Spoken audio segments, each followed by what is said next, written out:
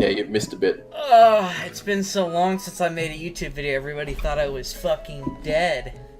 It's been 84 years, man. I did die. Yeah, stop smoking that weed. Come on. Oh my god. All right, we gotta talk about the latest chapter because if it's 37, I think the last chapter review I did was like 32 or 33. It's been 34, a while. I think, was your last one. 34? Yeah, way too long. Yeah, way too long. Yeah, I know. All right, King. So, Yep. Most notably, start of the chapter, Big Mom, Tama, and then what's her face? Kiko? Yep, Kiku. Kiku, yeah. Mm-hmm. And then Big Mom, her fat ass, she's talking about food again, and she wants Shiruko.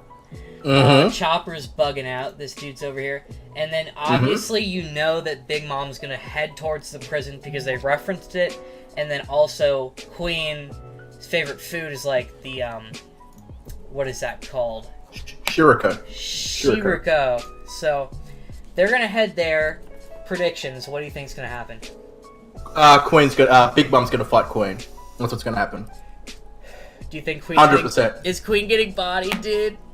I think Queen's gonna take an L here, definitely.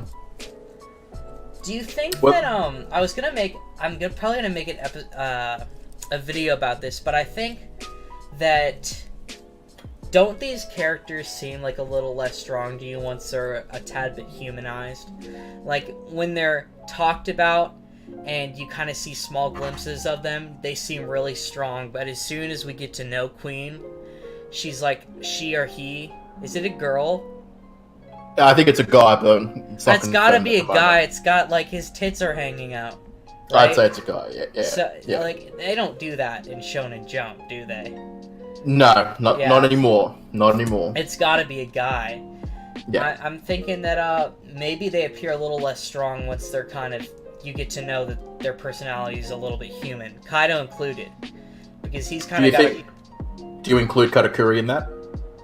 Katakuri's attitude has always been badass, but the only moments where we did see like vulnerability in Katakuri is when we saw his flashback.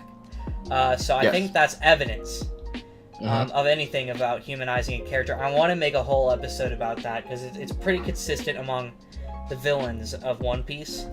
Once you start humanizing them a little bit, then they appear less strong and a little bit more vulnerable for the main character to beat. And I think that's definitely the technique Oda is going to be using for the rest of the Wano arc, because he set these characters up to be really strong. Why are we really not threatened by Big Mom? It's because she's, like, seen as a vulnerable character now. We know her backstory, we know everything about her, basically. And now she's in a state of just, like, not knowing her old, more cynical and evil personality, and she doesn't seem too threatening to us now, and I think that's also evidence of that. Enough rambling, because like I could have put that in half of that fucking video I wanted to make. True. So yeah, I think there's definitely going to be an altercation between Queen and Big Mom. I think that Queen, as a demonstration of that 1.3 billion bounty power, might be able to ward off Big Mom. Not defeat her, definitely ward her off. Because right now, I don't think she's as strong as she would be in her, normal state of mind. So yeah, I think it's definitely a possibility. Well. By the way, what's your opinion on that? Because, like, Katakuri was, like, just, like, a little bit over $1 billion. Why do you think Queen personally has a bounty of 1.3 billion? Probably because Kaido is probably perceived as a bigger threat by the world government. For maybe the fact that he has information or he attacks civilian targets or is more aggressive to the Marines. So the rest of the crew is brought up because of Kaido's feats and whatever he does. I think that dude's a lot more active, personally. Yep. I think he's just got, like, way more clout than Big Mom.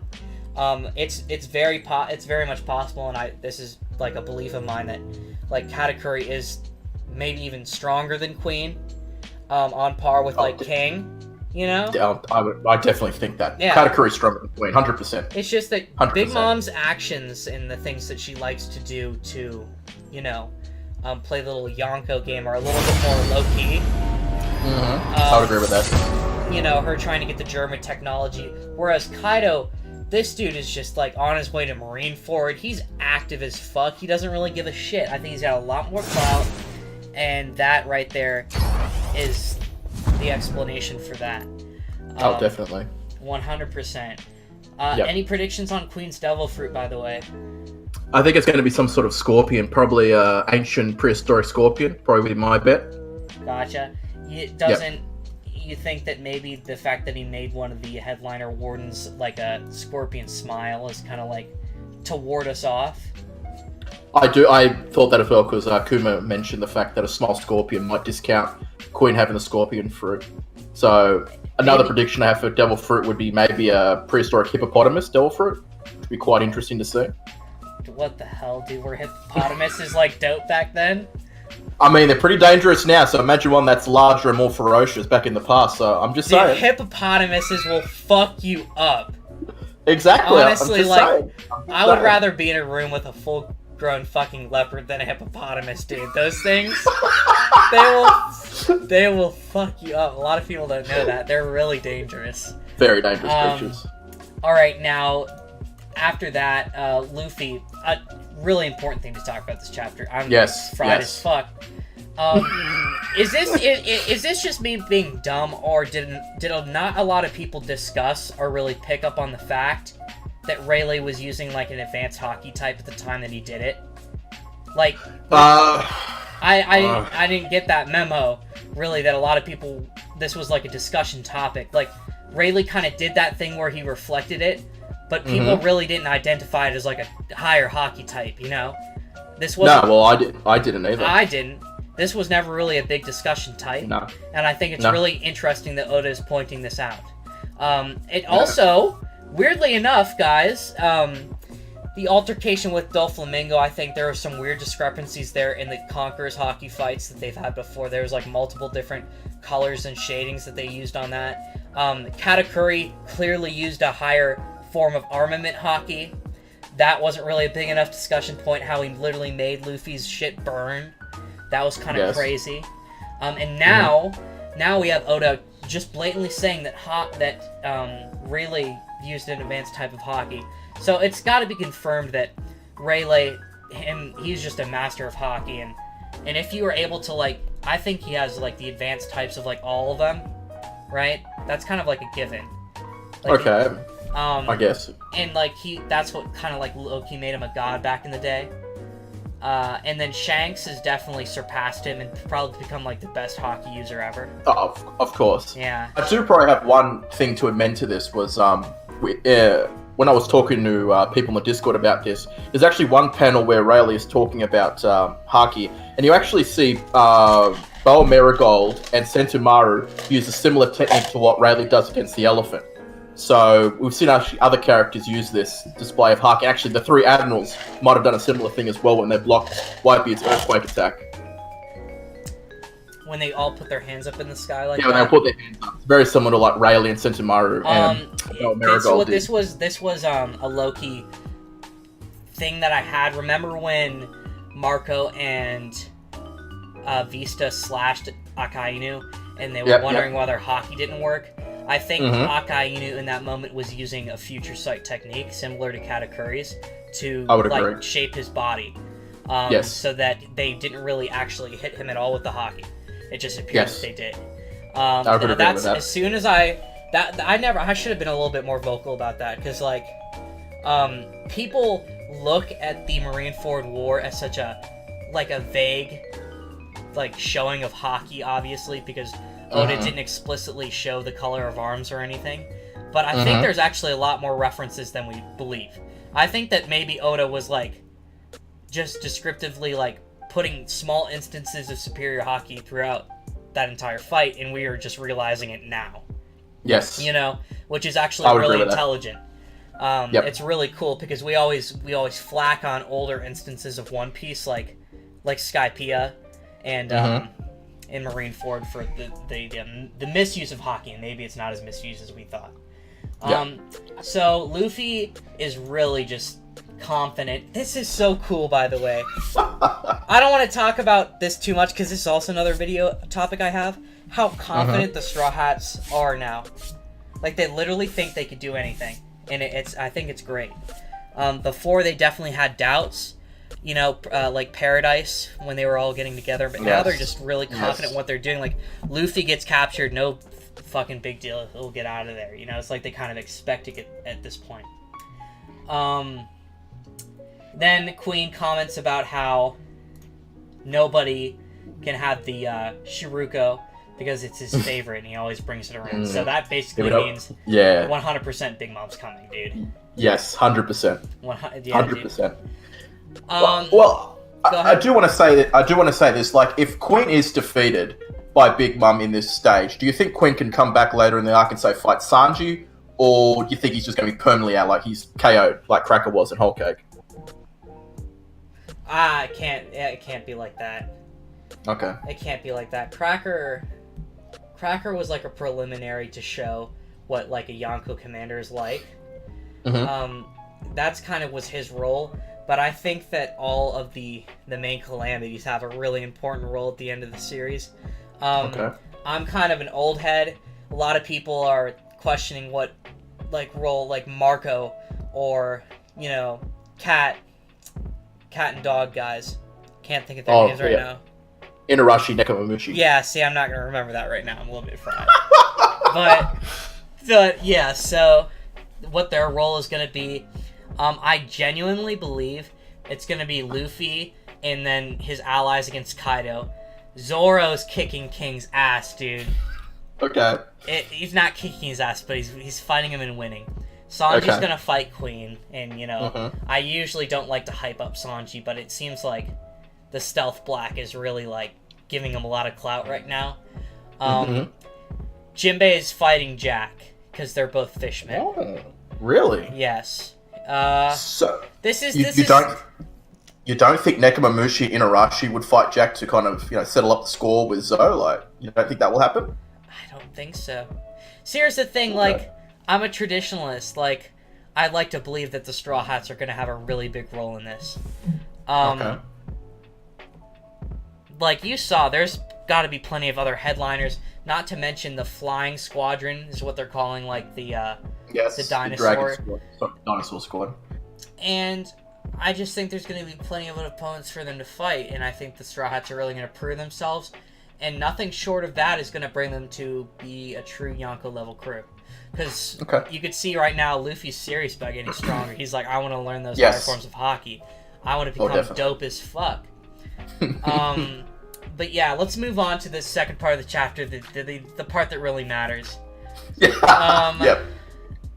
Zoro's on a bridge with Gyukimaru.